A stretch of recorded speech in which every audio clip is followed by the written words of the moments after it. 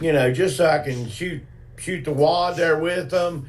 We have, a little bit of conversation. I'm not there to live there or anything, and I'm not there to go to their. So I'm just going to say right now, I've never shot the wad with my postal workers, and I have no plans of doing that anytime.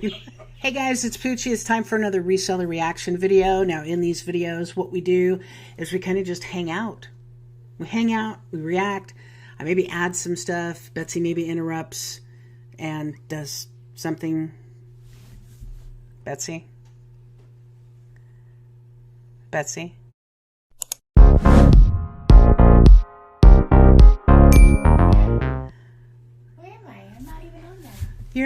They can hear you. Oh. Oh, she wants camera time. Whatever. So, that was a perfect time to interrupt me. Oh, sorry. Yeah. Hey, I have a question for you. What? I don't know. I don't have anything to interrupt you with. Oh, Betsy. Oh, Betsy. You're going to be in trouble now. So, we're going to hang out today with Hilo's World. This is Chris. He's been very supportive of my channel and other YouTubers' channels. His channel name is Hilo's World, and he has 769 subscribers. This video is titled, Building Relationships Are to a Success Failure to Your eBay Business. So, let's watch. Hello, and welcome to Hilo's World. Today, I'm going to go over how important I believe it is to have relationships with different types of people to get your reselling business going properly. I'm going to go over a few things that was sold over the weekend. Wasn't that great of a sold weekend. Generally, I find that January and February are slower for me. So far, actually, this January has been better than what I expected, to be honest with you. This weekend wasn't that great. I don't know if it was the predicted bad weather. There was some big NFL. Yeah, the bad weather is having an effect on reselling businesses. I've heard that from several people. My mom, for example, is in Oregon, and she is actually snowed in. Football games on. I don't know exactly what. But anyway, I'm going to get into what I believe is the most important relationship that you can have, and that, first of all, is with your post office. You have got to have a great working relationship with your post office. You got to realize that the post office probably deals with 30 to 40 people like yourself on a daily basis. They're dealing with resellers. Or more. 30 or 40. We're in the post office we use is a small town post office, and so Betsy, knows them by name. They're really nice. Other than the guy who delivers mail to our house who barks at our dog, that's the outside dog. That's kind of but a good relationship with the post office and the parakeets apparently. It's very important to your business. Let's get back into the video. And stuff like that. Some of them are really particular. I'm talking about the resellers. They want things a certain way. They want to do it a certain way. And look, post office people are just trying to do their job. They're just trying to get the packages out. So, cut them a little slack the best you can. I understand. Mine is excellent. I can't say enough about my post office. My local one is just as good as it can be. So with post office, as with everything, but especially post offices, you get more flies with honey than you do with vinegar, right? So always try to be really nice to post office and all delivery people. Have a big spot where you can have the drop off. But I talk to my post office people from time to time. I know their favorite football teams. Just so I can shoot the wad there with them. We have, a little bit of conversation. I'm not there to live there or anything, and I'm not there to go to their. So I'm just going to say right now, I've never shot the wad with my postal workers, and I have no plans of doing that anytime.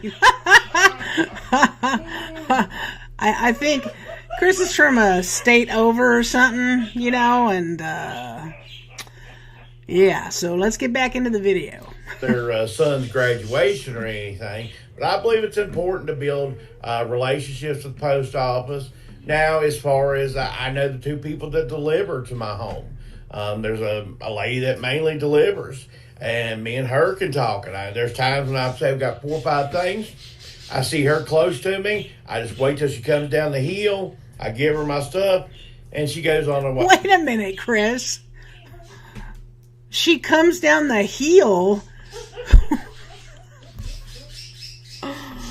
She comes down the hill. I'm having there's a language barrier here. I know we're in North Carolina, and I think he's in Virginia, but my goodness gracious, son. Why, she scans it right there and goes on her merry way.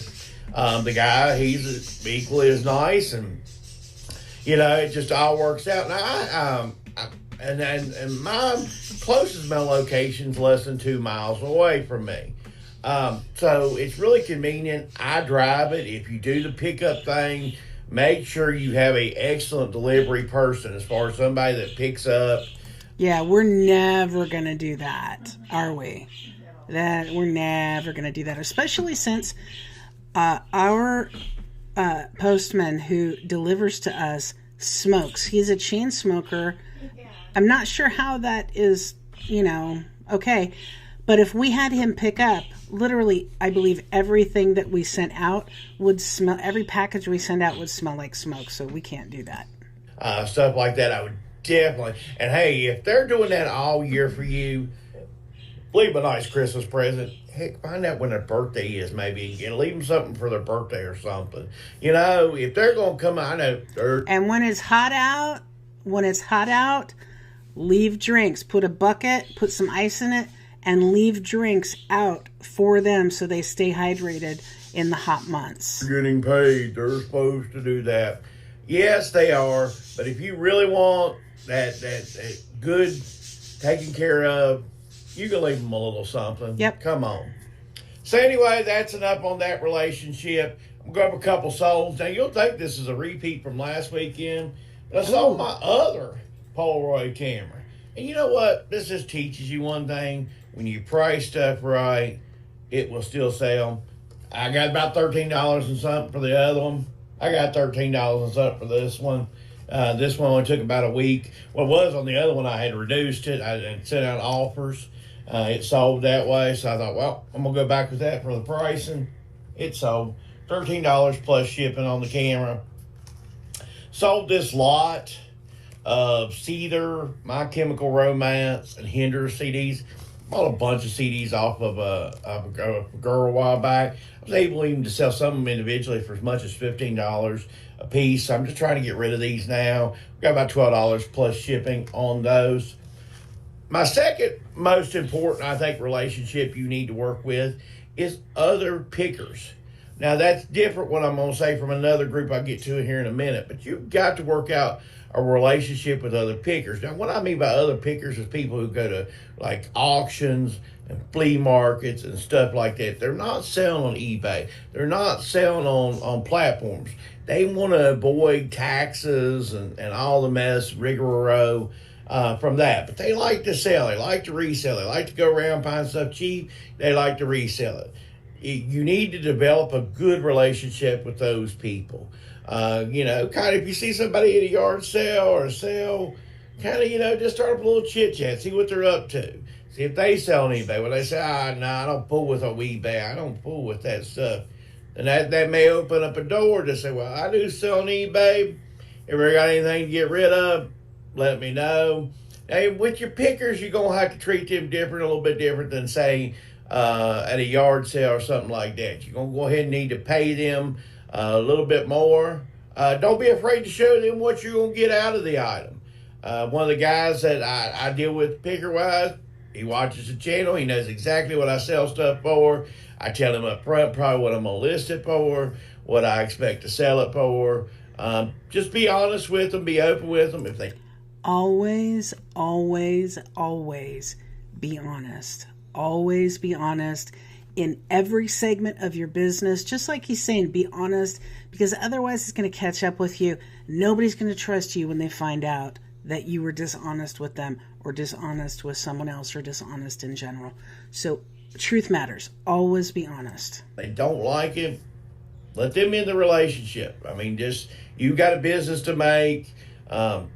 You know, depending on the item, really, you looking to pay maybe 40 to 50% of tops. You know, I always meet them with cash. Is the way I work with anybody that does picking, or somebody that, you know, I talk to and work up a relationship like that. I meet them and with cash. But develop those with pickers. So since you're paying more of a premium to pickers, what you're going to want to do is you're going to want to get stuff from the pickers that has a higher sell-through rate, because you don't want to pay more of a premium to pickers and then sit on stuff. I did a video about this earlier.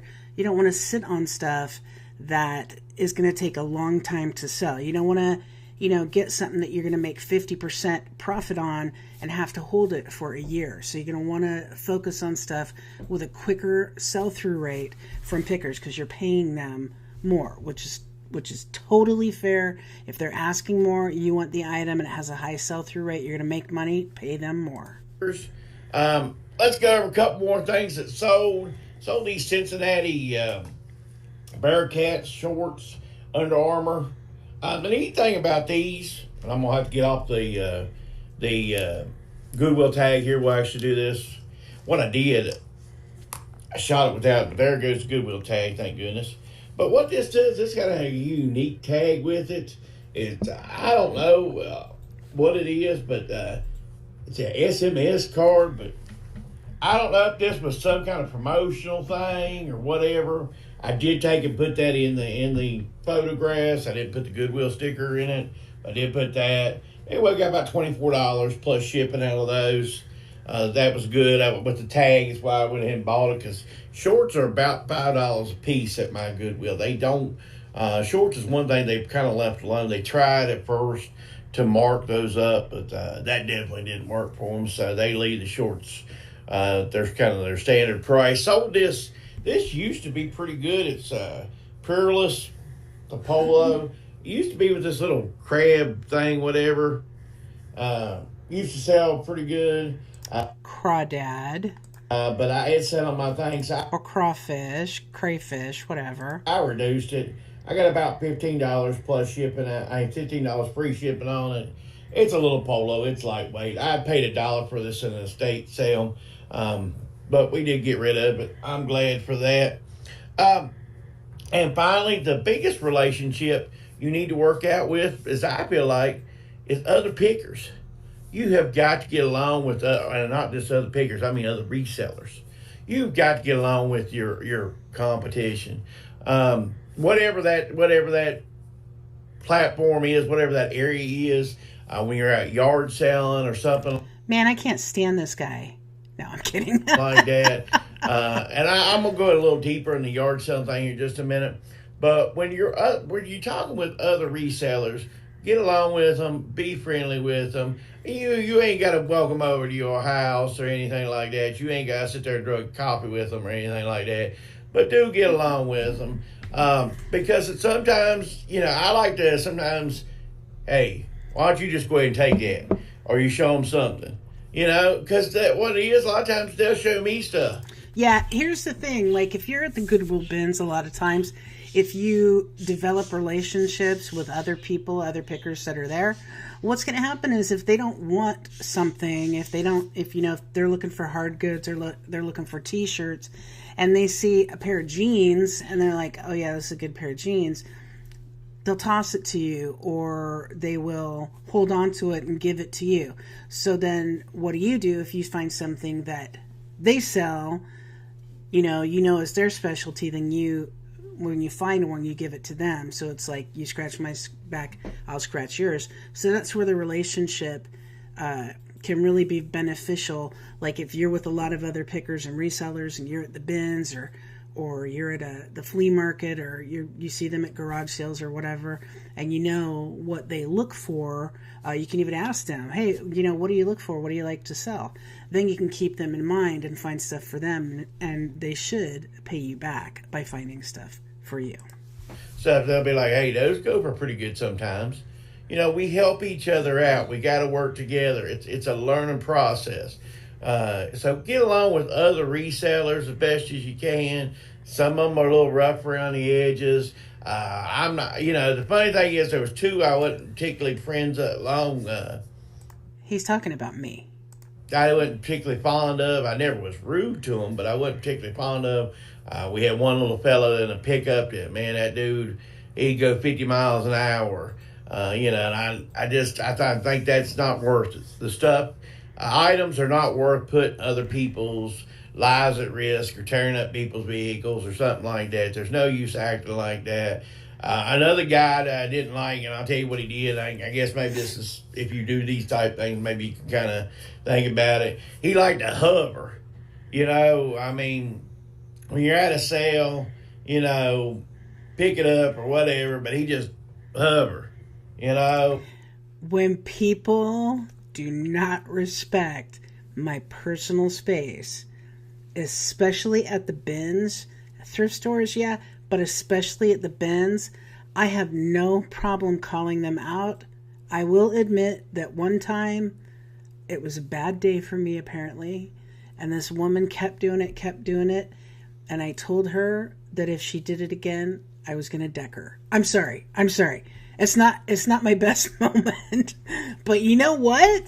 She didn't do it again. Oh, and he already had a big pile of stuff for himself. And that's good. I'm glad he got him a big pile of stuff. But either pick it up and move on or whatever, because I'm there too. And I deserve a right to look at stuff too, So I didn't like Mr. Hover, but, this year I didn't see Mr. Hover or Mr. Nissan Truck. I figure Mr. Nissan Truck's still out there somewhere. I don't think Mr. Hover is still out there.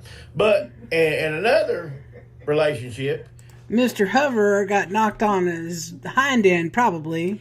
This is the final relationship. Say you're out yard selling, and the people that you're actually buying from, you got to have a relationship with them as well, because those relationships can open up doors that, could really open up doors.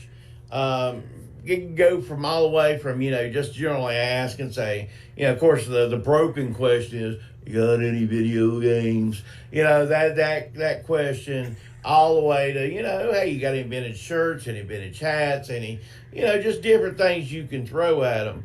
And I measure the temperature of the room before I ask questions personally. I also kind of keep conversation to a minimum till say around 11 o'clock in the morning. Usually my yard sales in my area start at minimum of 7. A lot of them start at 8. By 11 to 12, they're starting to wind down. Then I get a little chatty.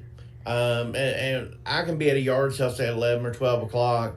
And I'll start, talking with them, have a little conversation. Because you got to realize, if you show up at a yard sale at 8 o'clock, most of the time there's a bunch of people there. They're not looking to have tons of interaction with everybody there. They're just not looking for it. They're looking for it to sell their stuff, get it out of there, and move on. They don't want to have a 30-minute interaction with you. So that's what, it's kind of a common courtesy type thing. But if it's 11 o'clock or so, the crowd's dwindling down, maybe you can have a little bit of conversation with them.